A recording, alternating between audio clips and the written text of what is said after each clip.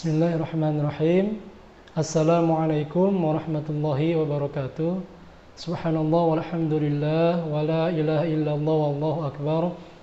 Wa la hawla wa la quwwata illa billahil aliyil azim.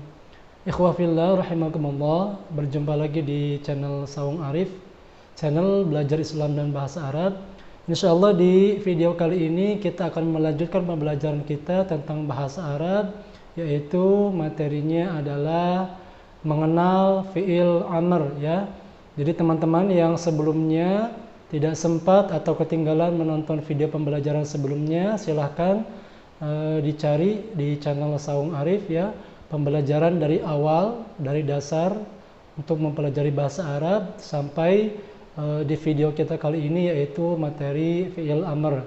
Untuk lebih jelasnya silahkan simak video penjelasan berikut ini.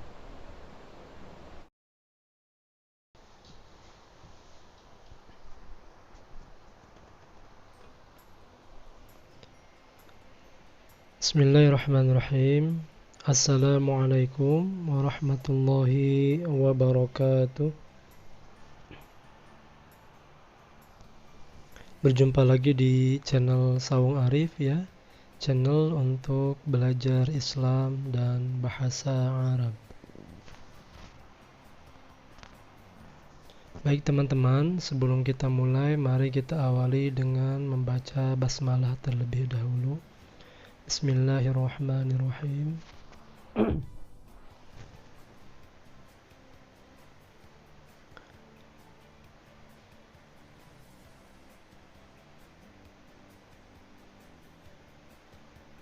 Bagi teman-teman yang sebelumnya tidak sempat atau ketinggalan menyaksikan video pembelajaran, silakan teman-teman kunjungi terlebih dahulu video kami di channel Saung Arif supaya teman-teman juga lebih mudah untuk memahami pembelajaran bahasa Arab ini. Baik teman-teman, di kesempatan kali ini kita akan mempelajari tentang fi'il amr ya. Fi'il amr itu apa? Nanti teman-teman akan diberikan penjelasan terkait pengertiannya, contohnya, sampai ke cara membuatnya. Nah, sebelum kita lanjutkan, ada satu hal yang mesti teman-teman pahami, bahwa jumlah huruf pada setiap fi'il itu berbeda-beda ya teman-teman. Ada yang 3 huruf, ada yang 4 huruf, ada yang 5 huruf, ada yang 6 huruf ya. Ini pun nanti ada yang tambahan, ada yang kosong dari tambahan, namanya mujarad sama mazid ya. Tidak akan saya jelaskan terlebih dahulu karena teman-teman khawatir terlalu melebar nanti pembahasannya. Tapi yang jelas fi'il itu tidak ada yang kurang dari 3 huruf teman-teman ya. Nah, sekarang di video ini saya akan mencoba menjelaskan yang 3 huruf dulu. 3 huruf tanpa ada tambahan huruf. Jadi fi'il ini fi'il thulasi namanya. Nanti juga sulasi itu akan terbagi lagi ya. Nah, teman-teman sengaja saya tidak akan jelaskan dulu supaya teman-teman bisa fokus satu persatu saja. Nah, kembali ke fi'il amr ya. Fi'il amr itu adalah kata kerja yang menunjukkan bentuk perintah ya. Jadi nyuruh gitu teman-teman ya. Akhir fi'il amr adalah jazm. Adapun tandanya jazm adalah sukun dan membuang nun. Nah, seperti itu pengertiannya teman-teman. Nah, kita coba lihat contoh sederhananya di sini teman-teman ya. Ada kolom al-fi'lul madhi, fi'il madi, ada kolom fi'il mudhari, ada kolom fi'il amr sama rumusnya. Teman-teman sudah mempelajari tentang fi'il madi di video sebelumnya ya, artinya telah atau yang masa lampau sudah dilakukan. Fi'il mudhari artinya sedang atau akan. Nah, sekarang fi'il amr artinya perintah. Kita lihat contoh nomor 1, ada kata sami'a di sana. Artinya telah mendengar, itu dhamir huwa ya teman-teman ya. Artinya dia telah mendengar.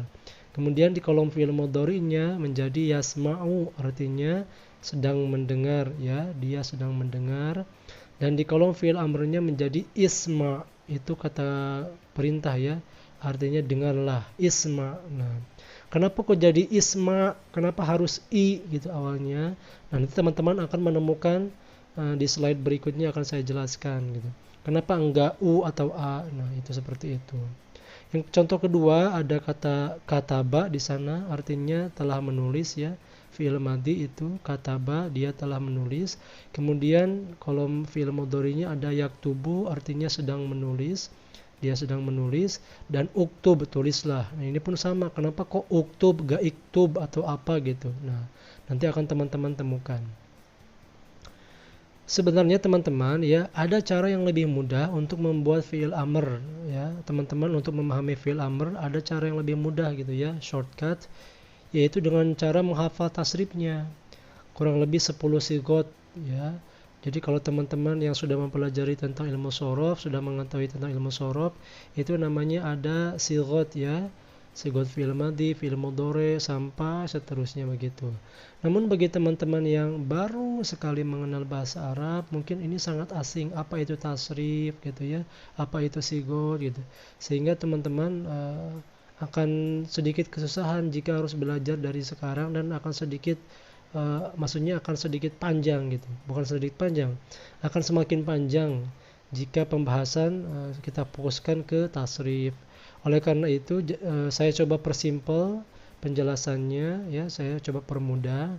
Intinya cara membuat fi'il amr dari fi'il yang huruf aslinya 3 adalah dengan menambah hamzah di awal. Ya, dan adapun harokat hamzahnya, hamzah di fi'il amr itu nanti disesuaikan dengan harokat ain fi'il dari fi'il mudhari. Apa itu ain fi'il? Nah, mungkin teman-teman baru mendengar juga apa itu ain fi'il. Nah, mari kita simak selanjutnya teman-teman. Kita sekarang pakai contoh yang sahih dulu teman-teman ya. Hurufnya 3 huruf, sahih, artinya sahih itu tidak ada huruf ilatnya. Huruf ilat itu alif, waw, iya. Jadi fiilnya tidak ada alif, waw, iya ini hurufnya ya. Karena kalau ada alif, waw, iya nanti beda lagi cara membuat fiil amrnya. Sekarang kita ke ain fiil dulu ya. Apa itu ain fiil gitu ya? Ain fiil mudhari maksudnya.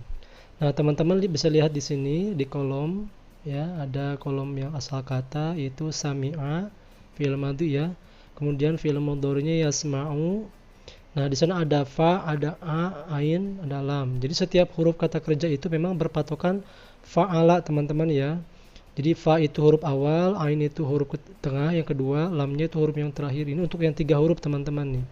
Jadi kata sami'a, huruf sinnya itu adalah fa fi'il namanya. Huruf mimnya itu adalah ain fi'il. Huruf lamnya itu adalah lam fi'il maksudnya. Maaf, huruf ainnya itu adalah lam fi'il. Makanya saya kasih tanda merah. Itu yang tanda merah itu yang di tengah itu namanya ain fi'il teman-teman. Nah, itulah yang jadi patokan harkat hamzah di fi'il amr. Nah, gitu. Jadi kalau harkat ain fi'il di fi'il mudhari'nya adalah fathah, maka harkat hamzah di fi'il amrnya adalah kasrah. Ya. Jadi untuk fi'il amr yang sebangsa 3 ini itu adalah i atau u pilihannya, tidak ada yang a ya. Kalau yang a nanti ada fi'il yang mazid, itu beda lagi, tidak akan saya bahas dulu ya. Jadi teman-teman fokus bahwa untuk membuat fi'il amr harkat hamzah di fi'il amr itu, maka lihat patokannya ain fi'il mudhari, harkat ain fi'il mudhari. Jika harkat ain fi'il mudharinya fathah atau kasrah, maka hamzah untuk fi'il amrnya adalah kasrah. Kemudian jika kasusnya seperti contoh kedua, kita lihat ada kata kataba, fi'il madhinya, yaktubu, fi'il mudhari'nya. Yaktubu, huruf ta'nya adalah ain fi'ilnya tuh. Kafnya fa fi'ilnya, huruf ta sebagai ain fi'ilnya, huruf ba sebagai lam fi'ilnya. Kata yaktubu dalam fi'il mudhari, tu itu harokatnya domah. Maka ketika kita membuat fi'il amrnya, hamzahnya pun harus domah menjadi uktub. Nah, begitu ya. Uktub, bukan iktub atau aktub, salah. Jadi gampangnya fi'il mudhari ini huruf mudharahnya diganti dengan hamzah fi'il amr dan harokatnya disesuaikan dengan harokat ain fi'il mudhari'nya dan ujungnya disukunkan, dijazmkan ya. Salah satu tanda jazm sebagaimana dijelaskan tadi adalah sukun tuh. Isma, sukunkan. Artinya dengarlah, uktub, tulislah. Kemudian ada contoh yang ketiga, jalasa fi'il madhinya, yajlisu fi'il mudhari'nya. Yajlisu jimnya sebagai fa fi'il, lamnya sebagai ain fi'il, sinnya sebagai lam fi'il. Nah, kita lihat ain fi'ilnya untuk fi'il mudhari'nya ya. itu huruf lam. Huruf lamnya di sana harokatnya kasroh, ya, maka ketika fi'il amrnya adalah hamzanya harus kasroh, ijlis. Nah begini teman-teman, teman-teman bisa lihat ya di sana. Jadi rumusnya adalah harokat hamzah pada awal fi'il amr. Yang pertama lihat kasroh jika ain fi'il mudhari'nya fathah. Kemudian harokat hamzahnya juga kasroh jika ain fi'il mudhari'nya kasroh. Dan harkat hamzahnya doma jika ain fi'il mudhari'nya doma, gitu. Seperti itu teman-teman ya. Nah, ya. Kemudian akhir harokat fi'il amr itu harus jazm. Nah, begitu. Tanda jazm itu adalah sukun atau membuang nun. Satu, sukun jika yang diperintahnya satu orang atau satu objek. Ya, kalau kita nyuruhnya kepada satu orang atau satu objek, maka tanda jazmnya adalah sukun ya, teman-teman. Yang kedua, membuang nun dari ani. Nah, sebagaimana dijelaskan di video sebelumnya, ani ini adalah tanda untuk jumlah ganda ya, 2 gitu. Jika yang diperintahnya 2 orang atau objek, maka buang nunnya.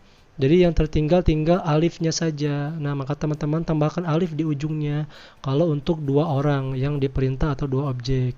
Yang ketiga, membuang nun dan menggantinya dengan alif dari una. Nah, ini kalau una itu untuk jamak ya. Jadi nunnya dibuang. Tinggal wawu tambahkan alif. Nah, seperti ini teman-teman kurang lebih. Tandanya sukun jika satu objek. Ini ujung fi'il mudhari ya. Kalau tadi maaf, ini ujung fi'il amr ya.